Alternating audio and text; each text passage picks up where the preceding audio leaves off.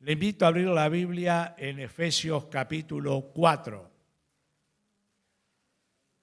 Efesios capítulo 4. Le anticipo, mientras usted abra la Biblia, que en el próximo mes estaremos desarrollando una serie de temas importantes para la vida de la Iglesia, para la vida de cada uno de nosotros.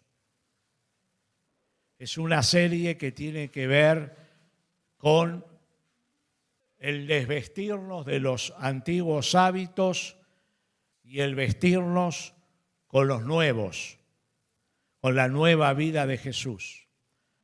Y luego la vida en el Espíritu. Y cerramos con el fruto del Espíritu Santo. Serán los 4 próximos domingos para disfrutar, previos al retiro espiritual.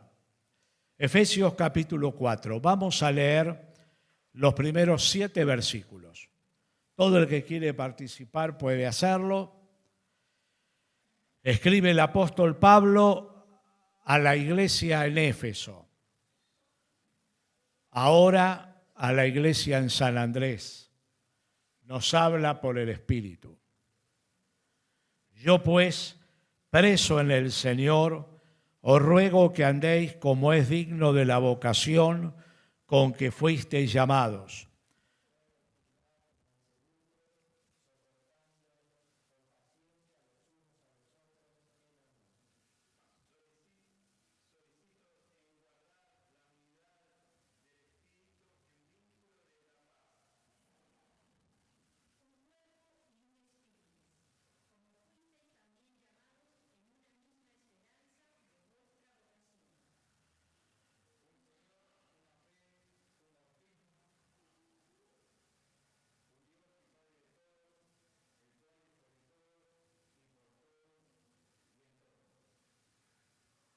Pero a cada uno de nosotros fue dada la gracia conforme a la medida del don de Cristo.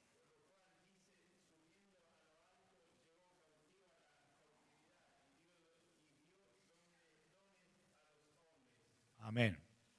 Ahí dejamos. Amén. El tema que nos compete en esta noche es la unidad, el modelo de Dios para la Iglesia. La unidad, el modelo de Dios para la Iglesia. El tema de la unidad en nuestra sociedad está adquiriendo relevancia. Mirando el aspecto político, la antesala del armado de las plataformas, de las propuestas ante las elecciones próximas, las divisiones internas, las que se pregonan, las que están escondidas en las sombras. La unidad es un valor social. Pero la unidad es un valor espiritual para nosotros los cristianos. En el Nuevo Testamento encontramos muchísimas expresiones acerca de ella que ponen de relieve ese valor, ese desafío y esa vocación y compromiso nuestro. Un teólogo alemán, Rupert Meldenius, del siglo VII, escribió acerca de la unidad una frase que voy a leerle. En lo fundamental, tengamos unidad. En lo secundario, libertad. Pero en todo, reine el amor. Reine el amor. Hay temas esenciales de la fe cristiana.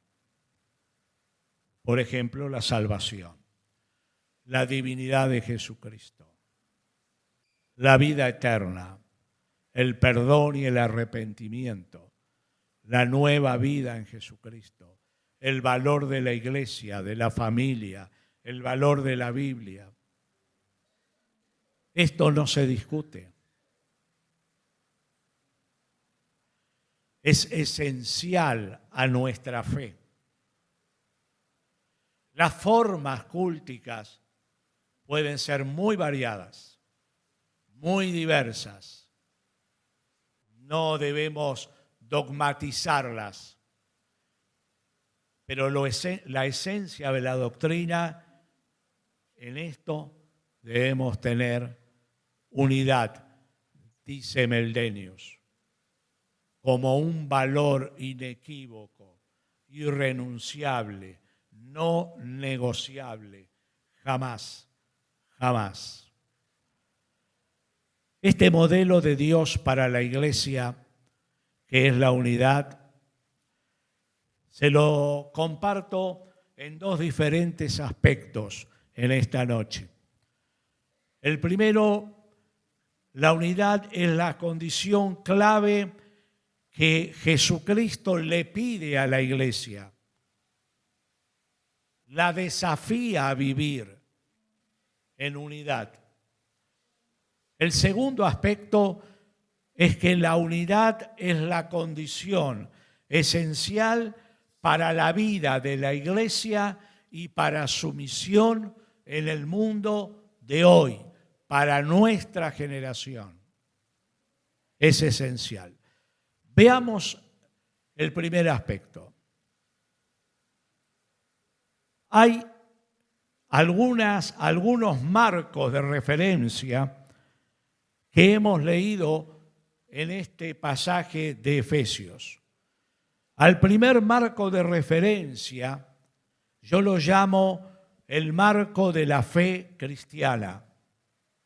En el verso 1, el Señor dice que nos ha llamado para que formemos parte de la vocación cristiana. Y en el verso 3 se nos da una consigna, un desafío, solícitos en guardar la unidad del Espíritu en el vínculo de la paz. Quiere decir que existe una unidad en la iglesia que es de sustancia. Es la unidad que produce el Espíritu Santo cuando nos convertimos a Jesucristo, cuando nos une a la iglesia, su cuerpo espiritual. Si alguien no experimenta esa unidad, necesita convertirse a Jesús. Y para convertirse es necesario entregarle la vida a Dios, confiar en Jesús como el único y suficiente Salvador y recibir de Jesús por la fe el perdón de los pecados y la vida eterna, una vida nueva. Pero cuando usted toma esta decisión de convertirse a Jesucristo, de entregarse a Él, Dios lo une de manera sobrenatural a la iglesia. Por eso es tan importante la iglesia de Jesús. Porque un día el Señor volverá para llevar a la iglesia al cielo. No va a llevar individuos, llevará a la iglesia en el arrebatamiento para estar en la presencia de Dios para siempre. Dios nos llama a guardar en el marco de la fe cristiana la unidad de la iglesia. A ser protagonistas, a darnos cuenta que nuestra vida puede tener una influencia positiva o negativa sobre otros. Nuestra vida puede generar en otros desaliento, desánimo, o puede ser un motivo de inspiración. Dios, repite, nos ha llamado a guardar la unidad de la Iglesia, de la cual somos parte importante. Pero añade en este marco de la fe que todos los convertidos en Jesús estamos unidos en la fe, en el credo y en la experiencia de ese credo. En el primer siglo, ante tantos vientos de doctrina herética, los apóstoles y los que fueron los padres apostólicos se vieron obligados a sintetizar el cuerpo de doctrina, la fe cristiana, el credo, en el credo de los apóstoles. Creo en Dios Padre Todopoderoso. Y ese credo se resume en el versículo 4 y 5. Dice que compartimos un cuerpo, la Iglesia, un Espíritu Santo, y fuimos llamados a una misma esperanza. ¡Gloria a Dios!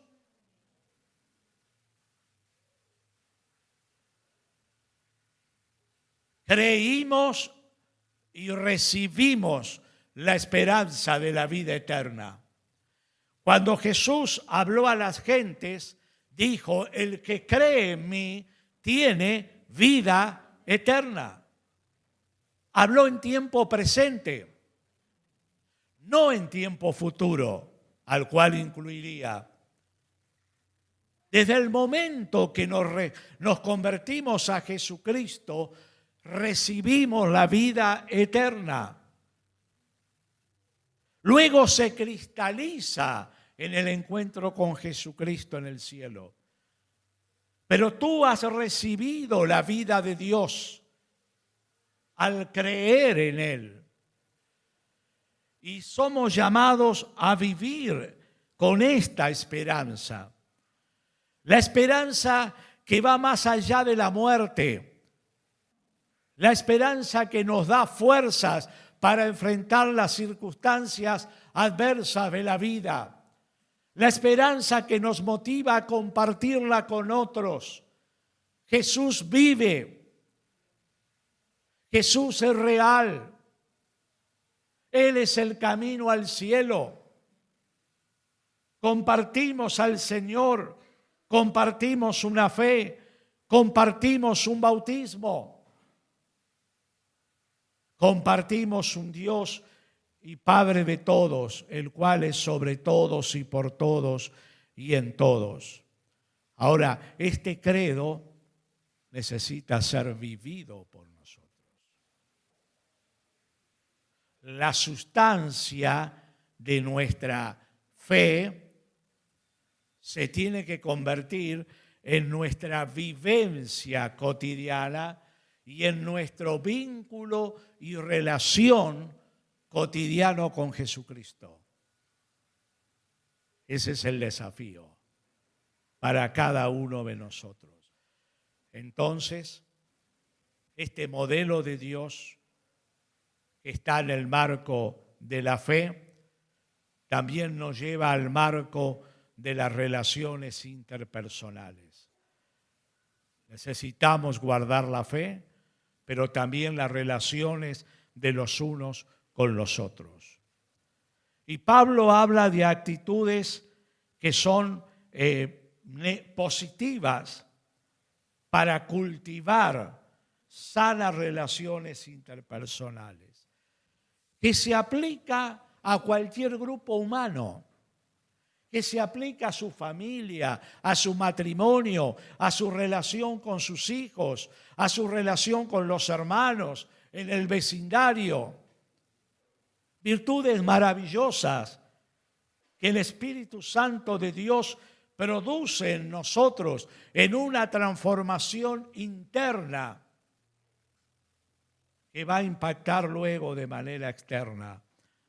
Dice el texto, viviendo con humildad, con mansedumbre, soportando con paciencia los unos a los otros en amor.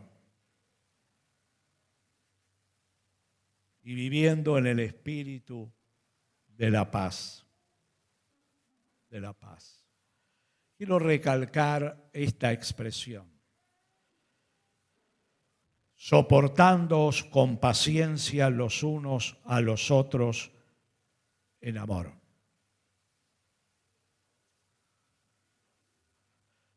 Siempre habrá diferencias entre unos y otros. En la familia, en el matrimonio. Y hay que aprender a tener paciencia para disfrutar de sanas relaciones interpersonales. Necesitamos aprender a soportar las diferencias, a ver las diferencias como un elemento que enriquece nuestra vida y no que me separa del otro. En la iglesia es de gran valor aprender a tolerar a otros que puedan pensar diferentes, ser distintos. Lo mismo que ocurre en una familia. Pero también hay actitudes que pueden ser negativas al espíritu de la unidad como modelo de Dios. El odio y el rencor. Divide, separa, levanta paredes en las relaciones humanas, me distancia, enfría los corazones. Enfría los corazones. El orgullo. El orgullo nos lleva a los enojos continuos, a los distanciamientos de los demás. Nos lleva a ser altivos, a no perdonar, a no perdonar, a no olvidar el mal que hemos recibido. Y el orgullo quiebra el espíritu de unidad de cualquier relación y núcleo humano.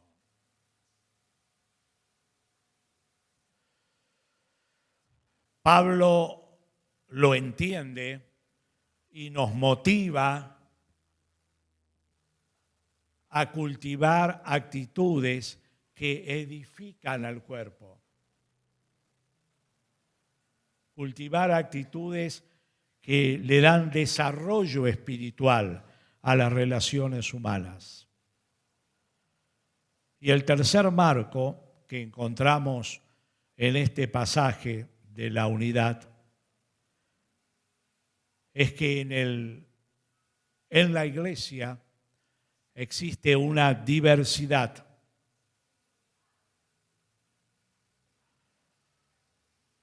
Hay una diversidad de funcionamiento, porque los dones, las capacidades y el diseño de Dios para cada uno de nosotros no es igual al del otro.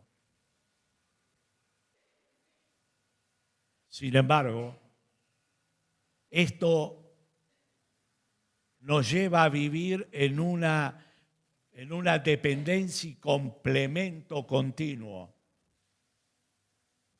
Mi mano no tiene la función de mi corazón. Por supuesto que necesito del corazón, del pulmón, de los riñones, necesito de mi mano. No sobra ningún dedo. Cada uno tiene una función específica. No compiten los diferentes órganos del cuerpo entre sí, se complementan. El espíritu de competencia viene del mundo, viene de la carne, no proviene de Dios. Ese espíritu de competencia, de querer sobresalir, de querer ser, divide. Divide. No le da gloria a Dios. Golpea a la unidad.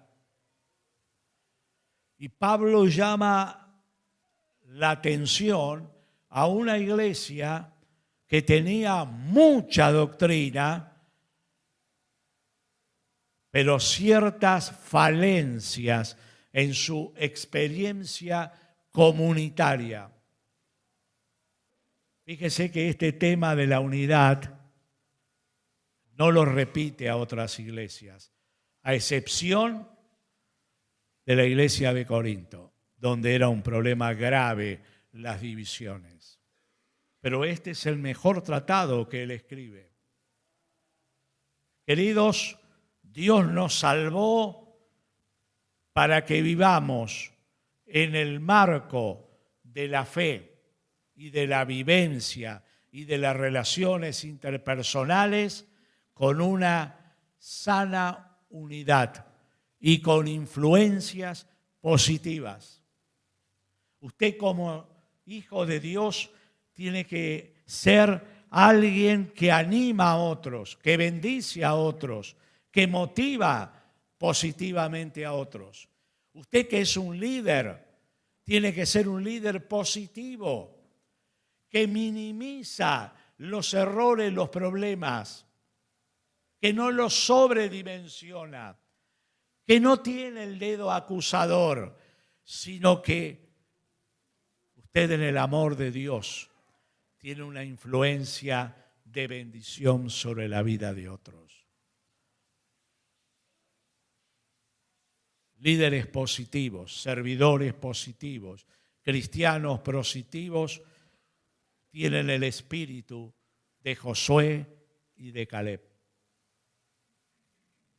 Hombres de fe. Hombres que confiaron en el Dios que todo lo puede, como recién cantamos. Pero los otros 10 quebraron el proyecto de Dios.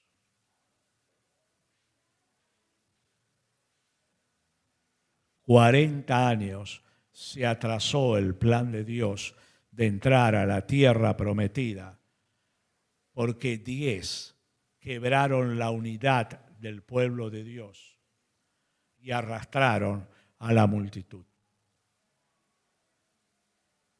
Pero Dios se glorificó en Josué y Caleb. Y Dios nos llama a esa clase de unidad. Es su modelo. ¿Cómo tiene que ser la iglesia? Unida. Se complementan unos con otros. El segundo aspecto tiene que ver con la unidad en la misión y en la vida de la iglesia. Vamos a trabajar en otro pasaje. Filipenses capítulo 1. Aquí encontramos un texto en el versículo 27, maravilloso, impactante. Filipenses 1, 27. Pablo dice a la iglesia ahora en Filipos que él fundara: solamente que os comportéis como es digno del Evangelio de Cristo. ¿Para qué? O sea, que vaya a veros o que esté ausente. Y acá viene el corazón. Oiga de vosotros, iglesia de Filipos, oiga de vosotros, iglesia de San Andrés, que estáis firmes en un mismo espíritu.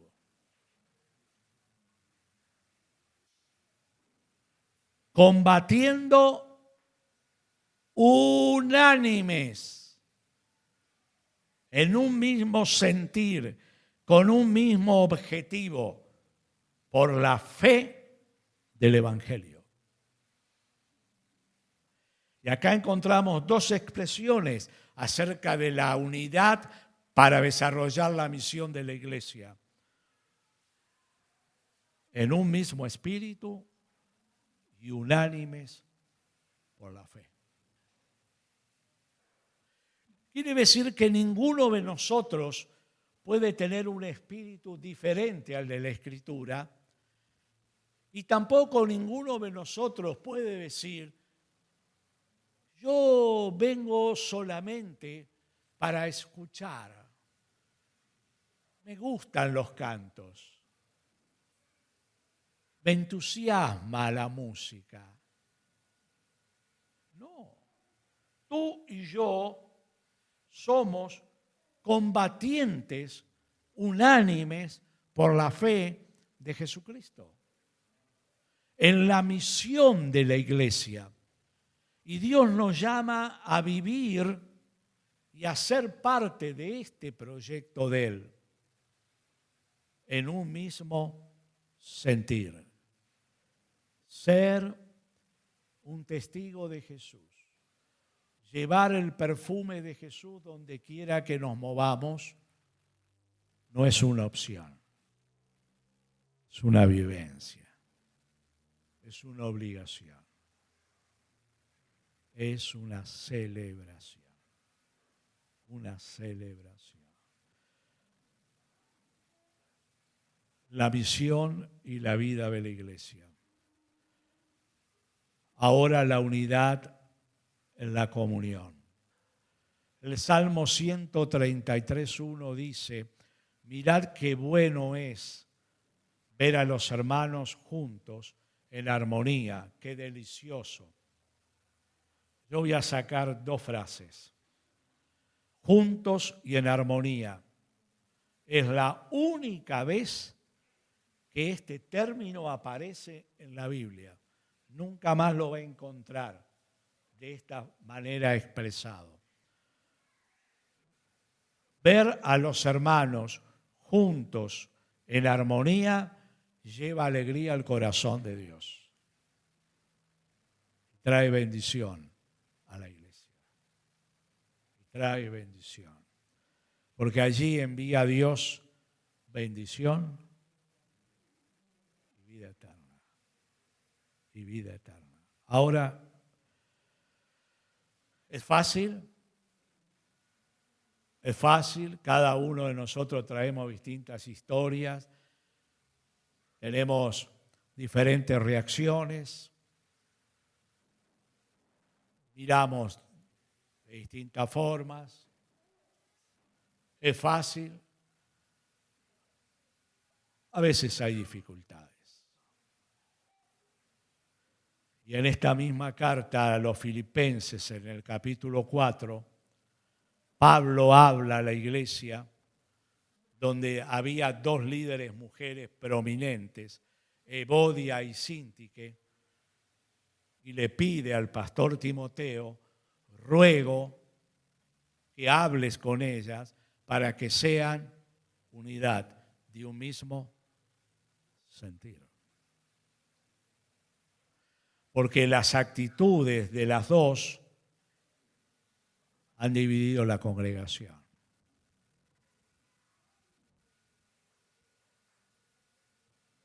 No estaban en armonía.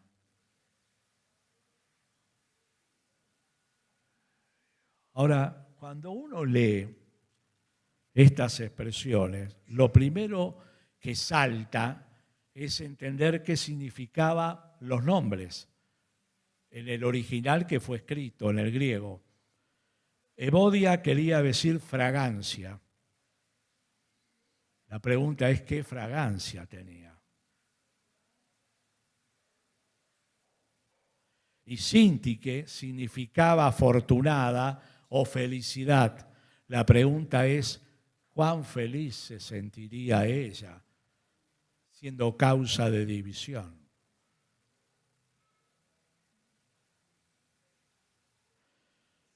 Pero usted dirá: ¿Eran personas importantes? Sí, que lo eran. Por eso Pablo la cita con nombre. Eran importantes en la congregación. ¿Y por qué no eran de un mismo sentir? No se nos dice, pero evidentemente necesitó de la intervención pastoral para que les ayude. Déjeme pensar a mí libremente. Creo que la sed de poder, ese poder de atracción, de seducción, cada una tendría su club de fans, los que le seguían. Y yo siempre hago esta historia, porque esta carta fue leída públicamente a la iglesia. Y yo pienso en el secretario de la iglesia, Analía, no sé quién estaba en ese momento allá, que dice: recibimos una carta del amado Pablo. Y todos saltando: gracias, Señor, nuestro amado nos recuerda. Y leen el capítulo 1, el 2, el 3, todos eran aleluya, gloria a Dios.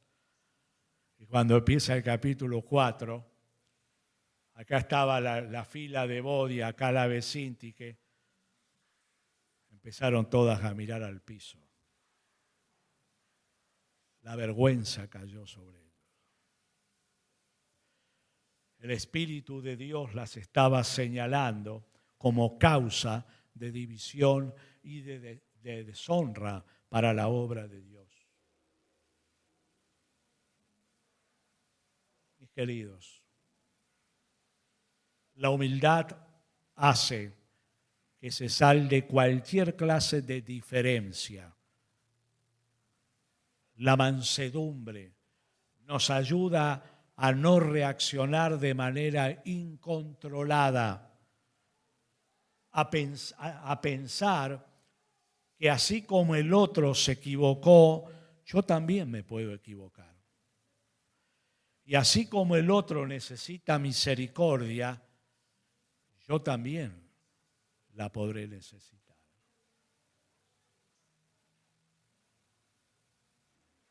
Ser de un mismo sentir, estar en armonía.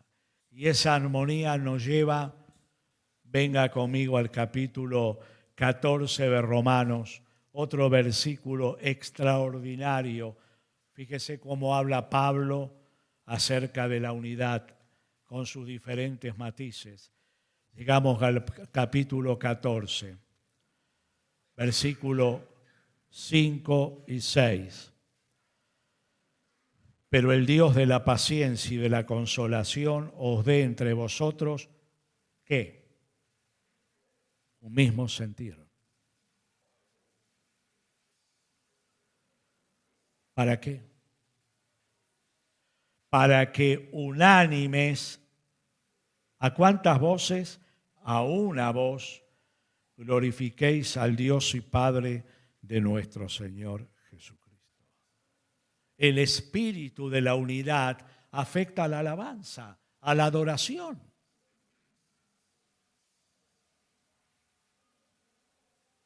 ¿Qué se eleva en nuestras canciones? Es el alma, va más allá de la voz. Es el alma, la profundidad de nuestro ser que da expresiones musicales, de canto, de melodías para Dios. Pero el marco es la unidad, unánimes, en un mismo sentir. Dice Pablo ahora a la iglesia de los romanos. La unidad en la vida y la misión de la iglesia. Cuando vamos a Hechos de los Apóstoles, encontramos que esa unidad también se experimentaba en la vida de oración. de la iglesia. Fíjese, capítulo 1 de Hechos, verso 14. Y todos estos, el remanente de los cristianos, después de la ascensión de Jesucristo y previa al nacimiento de la iglesia, todos estos perseveraban, ¿cómo? Unánimes. Unánimes. En oración y ruego. Si usted cree que la reunión de oración es un culto más, tiene la oportunidad de corregir esa idea.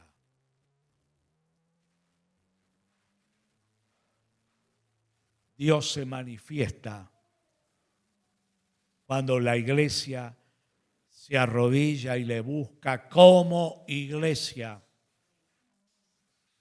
unánimes. Y si continuamos leyendo en el capítulo 4, al final dice que cuando hubieron orado, el lugar tembló y todos fueron llenos del Espíritu Santo de Dios. Me pregunto, cuando la iglesia oraba unánime, descendió en Pentecostés el Espíritu Santo. Cuando la iglesia continuaba orando, ahora capítulo 4, desciende el Espíritu Santo otra vez y el templo tembló. Dios puede hacer en una reunión de oración cosas sobrenaturales para la vida de la iglesia, impensadas, no soñadas. Cuando Dios mira los corazones, no mezquinos, no pidiendo necesariamente para nosotros, sino clamando por los perdidos, clamando por la ciudad, orando por la ciudad,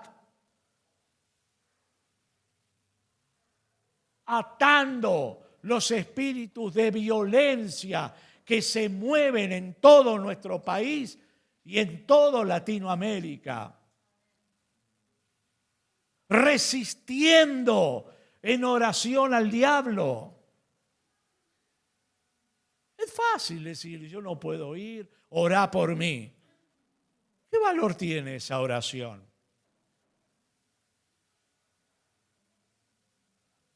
Hay que buscar a Dios como comunidad de fe. Como comunidad de fe. Lo desafío a que usted ponga en su agenda como actividad prioritaria el encuentro de oración. No es una vigilia, no es una media vigilia. Pero es un tiempo especial de búsqueda y encuentro con Dios, en el mismo sentir como tenía la iglesia. La unidad es el modelo de Dios para la vida y la misión de la iglesia. Con armonía, combatiendo por el Evangelio, en la adoración, en la intercesión. Y quiero que usted busque un versículo. Este versículo puede transformar su corazón. Juan 17, 20 y 21. El que lo quiere leer, léalo. Esta oración, en voz alta, por favor. Esta oración de Jesús, fíjese, fue previa al arresto, fue previa a la cruz. Es la última oración extensa de Jesús por los discípulos. Esta oración de Jesús nos alcanzó a nosotros, le alcanzó a usted, me alcanzó a mí y alcanzará a los que creerán. Léala, por favor.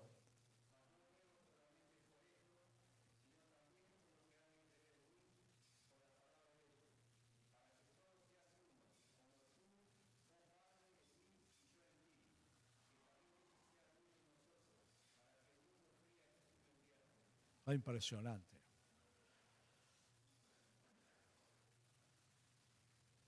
Casi uno no puede seguir hablando.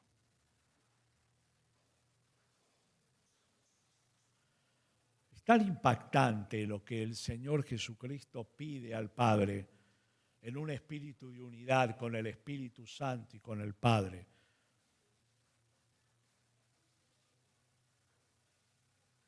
Que casi nos moviliza a arrodillarnos y terminar aquí con un encuentro de oración.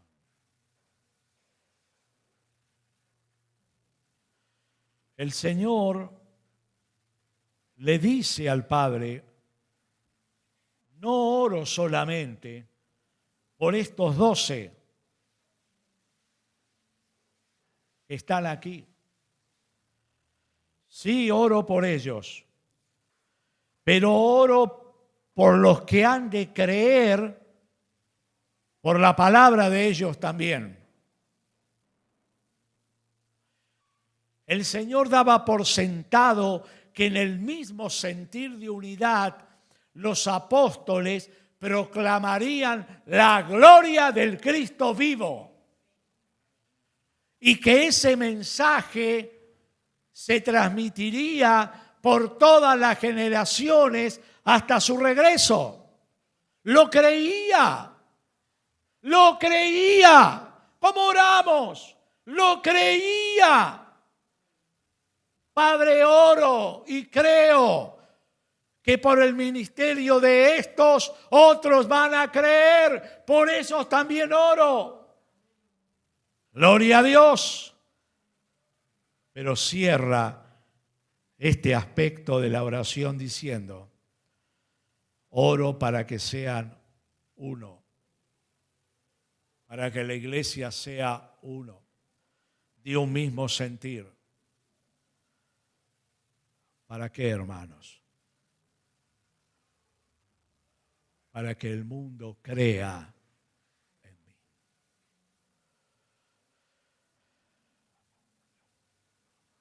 Y muchos desilusionados han abandonado la fe.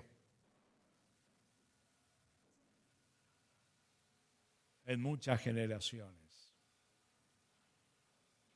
Porque no hemos sido espirituales en guardar la unidad de la iglesia. Pero el Señor nos sigue hablando y motivando y desafiando a decir que el mundo creerá en el Evangelio cuando vea una iglesia absolutamente unida y comprometida en lo que dice creer.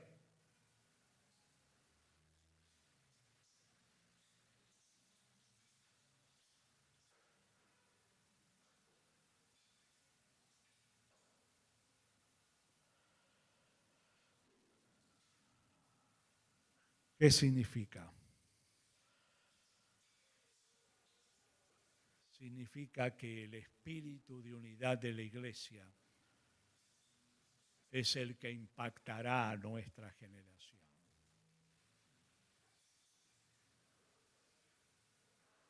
La iglesia es diferente. De personas transformados por el poder del Espíritu Santo.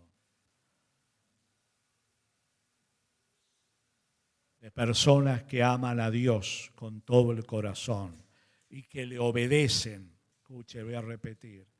¿Qué dijiste? Y que le obedecen. El que no obedece a Dios no ama a Dios, dice San Juan. Y también Jesucristo, en San Juan capítulo 15. El que ama a Jesucristo le obedece. Y su obediencia le bendice. Pero a la vez es una química espiritual para guardar la unidad de la iglesia. Cuanto más obedientes y espirituales somos, más estrecho es el vínculo y la relación entre nosotros personalmente y como comunidad con el Señor Jesucristo. El mundo creerá. Estamos en el mundo, pero no somos del mundo. No somos del mundo. Lo sintetizamos en la idea. La unidad es el modelo de Dios para la Iglesia. Tú y yo somos llamados a cuidarla, a cultivarla,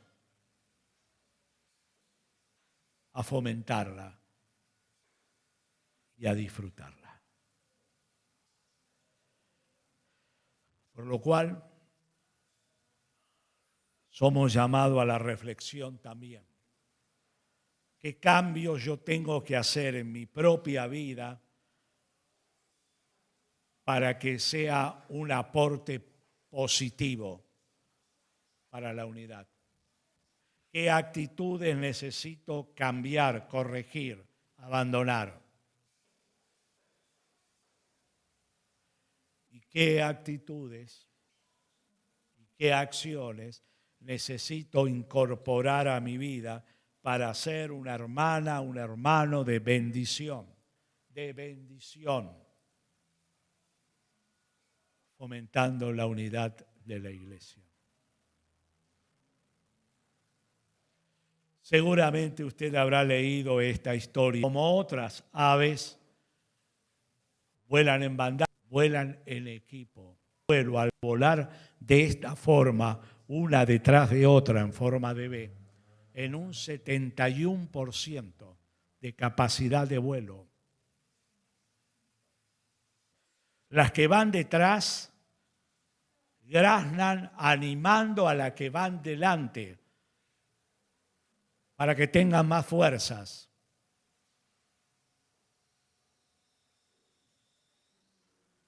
Cuando una cae herida, dos salen de la formación y la atienden y se quedan con ella hasta recuperarla.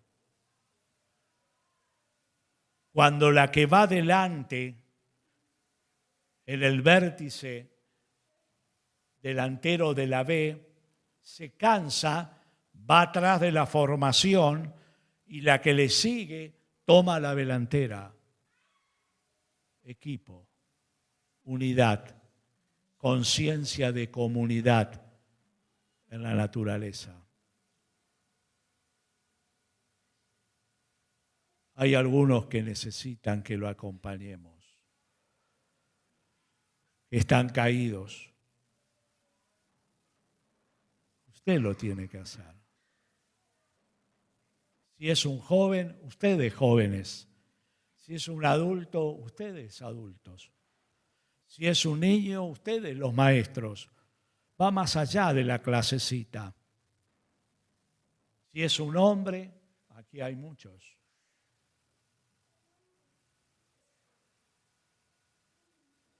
La iglesia no es una anarquía, es una unidad, es una comunidad.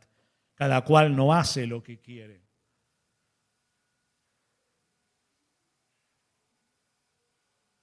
El modelo de Dios para la iglesia es la unidad. Y tú y yo somos llamados a cuidarla, a guardarla, a respetarla y a celebrarla. Cerramos nuestros ojos y tomamos unos minutos para aplicar a nuestra propia vida cuál es el aporte que Dios nos llama a hacer.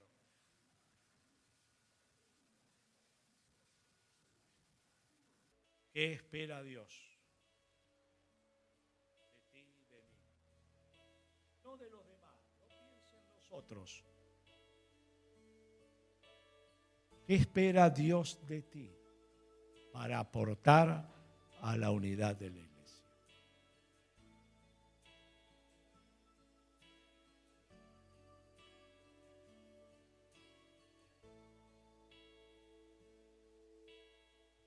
Gracias, Señor.